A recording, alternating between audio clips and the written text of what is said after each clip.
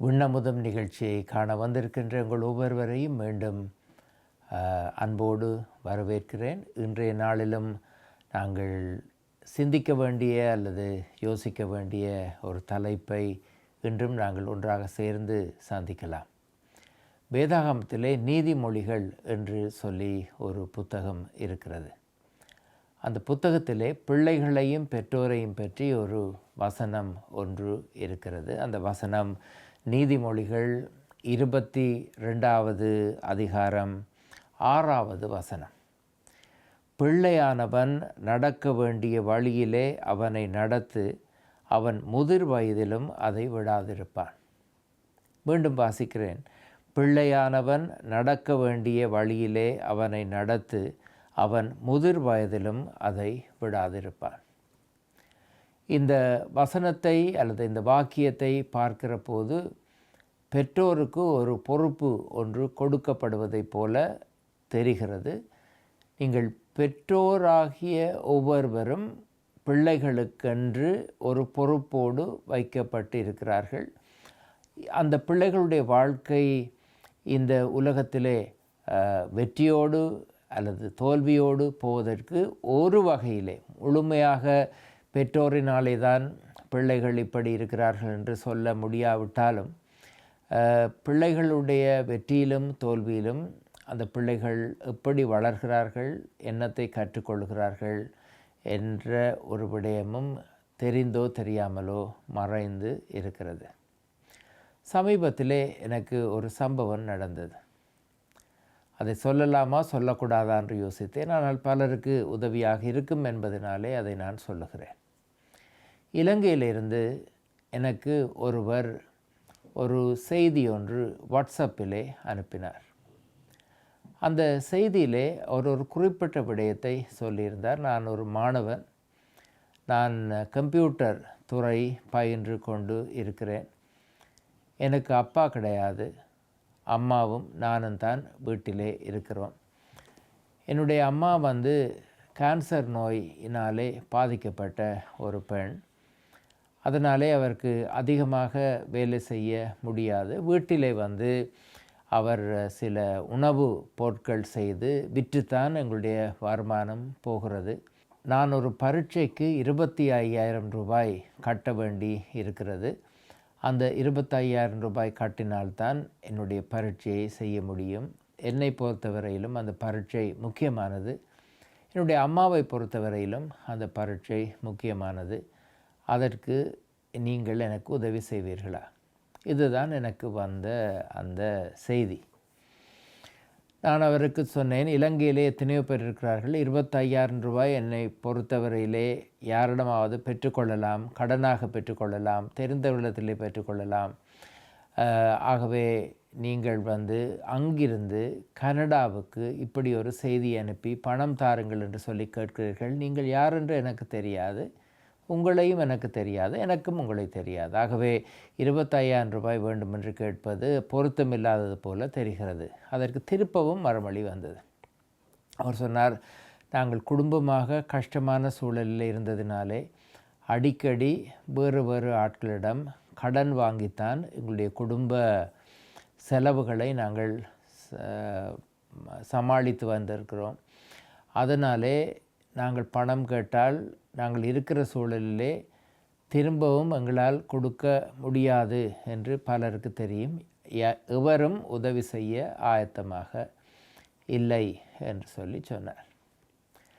அப்போது கடைசியாக நான் சொன்னேன், எனக்கு அப்படி தெரியாமல் உதவி செய்ய முடியாது.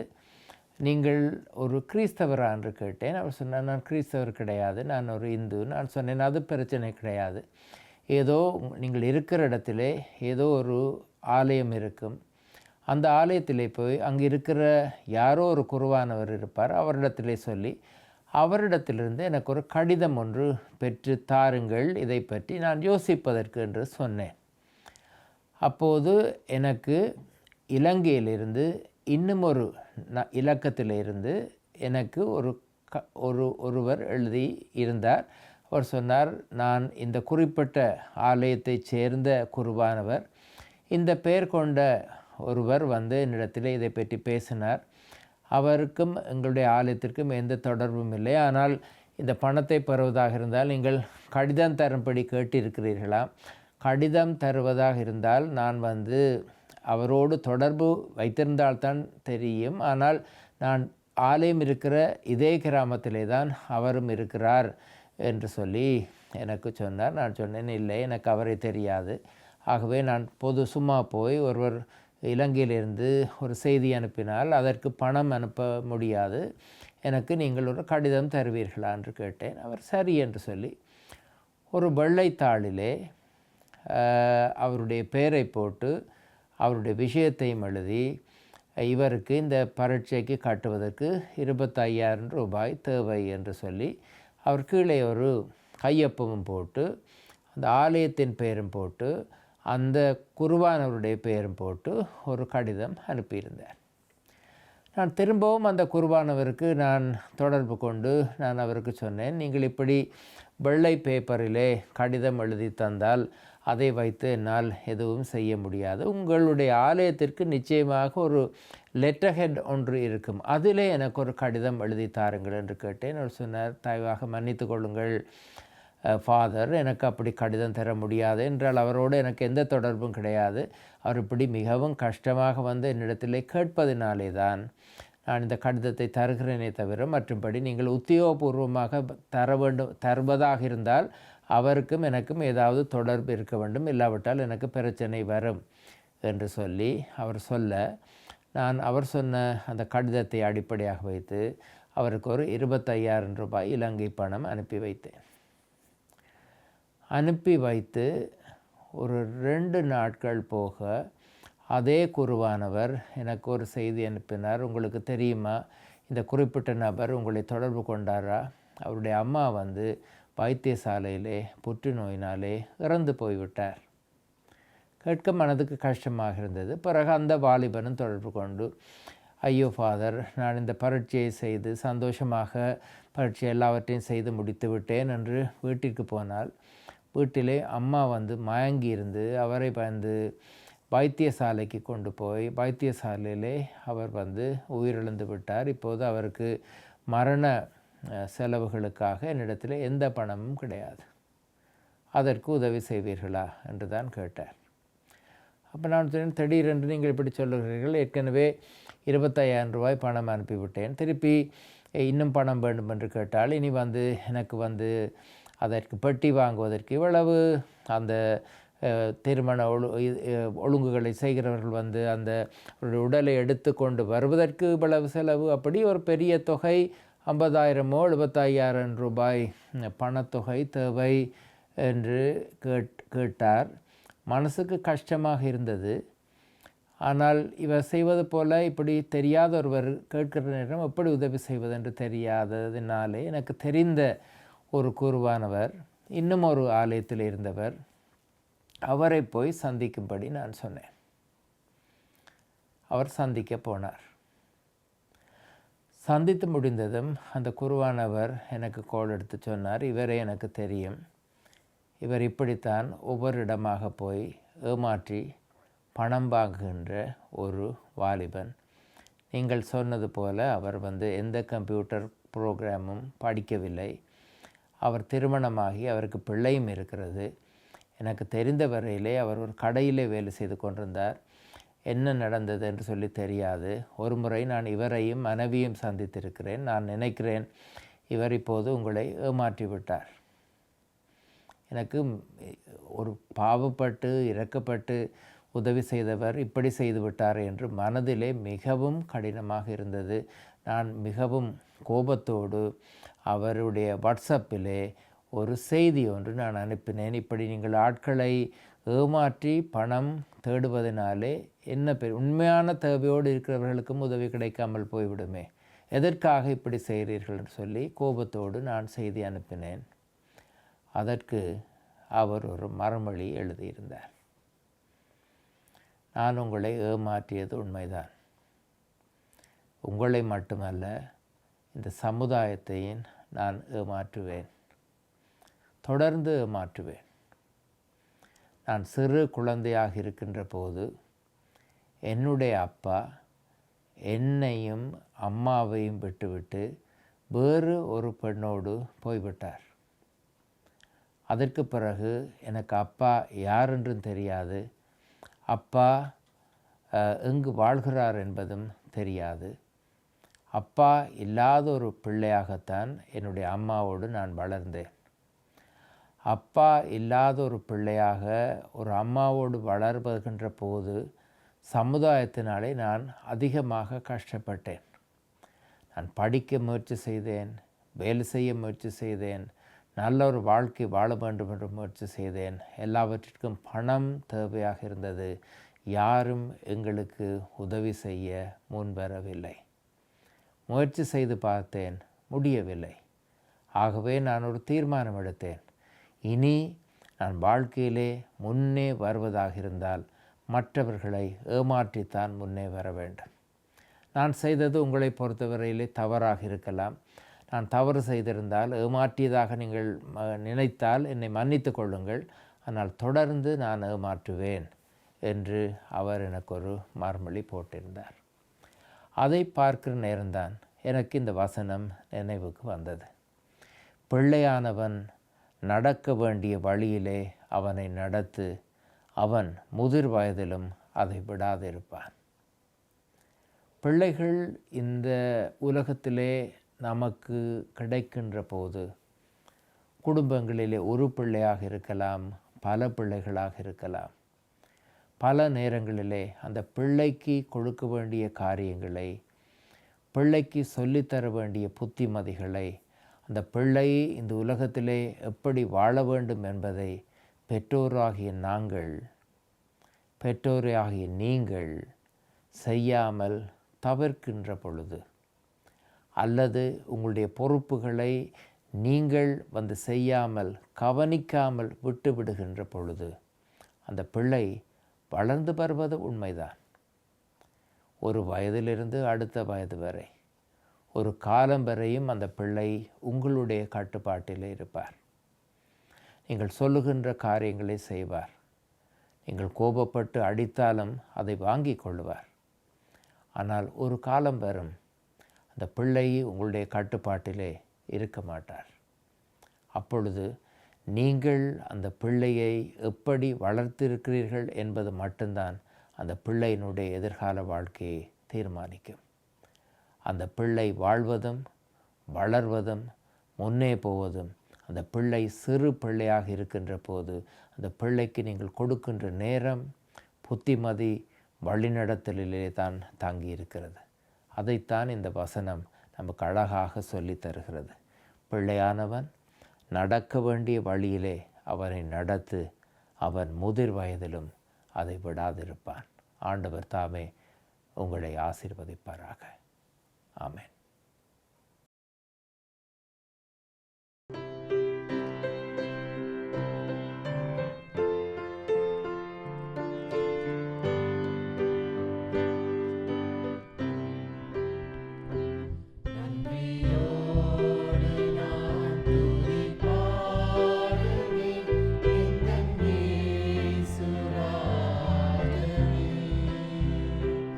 எனக்காய் நீ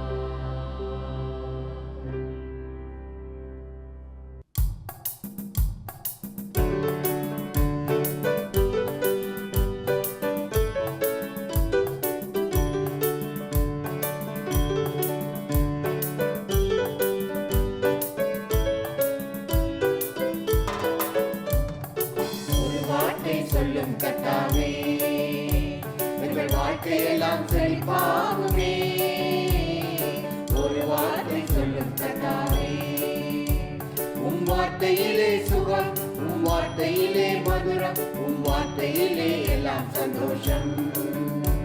உம் வார்த்தையிலே சுகம், உம் வார்த்தையிலே மதுரம், உம் வார்த்தையிலே எல்லாம் சந்தோஷம். ஒரு வார்த்தை, ஒரு வார்த்தை, ஒரு வார்த்தை சொல்லும் கர்த்தாவே, என் வாழ்க்கை எல்லாம் செழிப்பாகுமே. ஒரு வார்த்தை சொல்லும் கர்த்தாவே.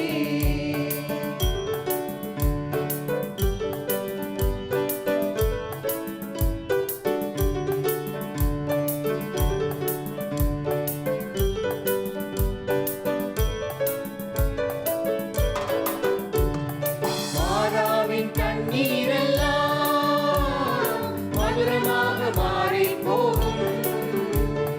மாறாவின் தண்ணீரெல்லாம் மதுரமாக மாறி போகும். கண்ணீர் மாறிடும், துக்கம் மாறிடும், ஒரு வார்த்தை சொன்னால் போதுமே.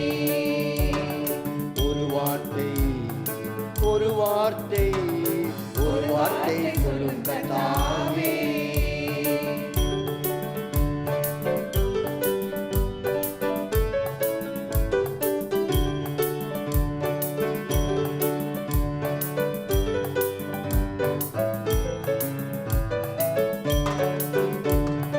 இருளான வாழ்க்கையெல்லாம் ஒளியாக மாறிப் போகும். இருளான வாழ்க்கையெல்லாம் ஒளியாக மாறி போகும். கண்ணீர் மாறிடும், துக்கம் மாறிடும், ஒரு வார்த்தை சொன்னால் போதுமே. ஒரு வார்த்தை, ஒரு வார்த்தை, ஒரு வார்த்தை சொல்லும் கர்த்தாவே.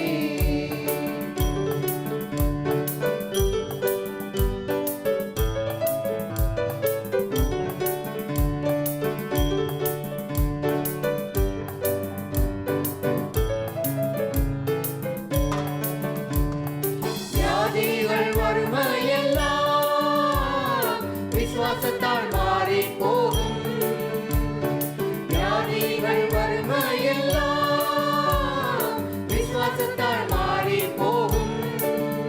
கண்ணீர் மாறிடும், துக்கம் மாறிடும், ஒரு வார்த்தை சொல்லும் கர்த்தாவே, எங்கள் வாழ்க்கையெல்லாம் செழிப்பாகுமே. ஒரு வார்த்தை சொல்லும் கர்த்தாவே. உம் வார்த்தையிலே சுகம், உம் வார்த்தையிலே மதுரம், உம் வார்த்தையிலே எல்லாம் சந்தோஷம். உம் வார்த்தையிலே சுகம், உம் வார்த்தையிலே மதுரம், உம் வார்த்தையிலே எல்லாம் சந்தோஷம். ஒரு வார்த்தை, ஒரு வார்த்தை, ஒரு வார்த்தை சொல்லும் கர்த்தாவே, என் வாழ்க்கையெல்லாம் செழிப்பாகும்.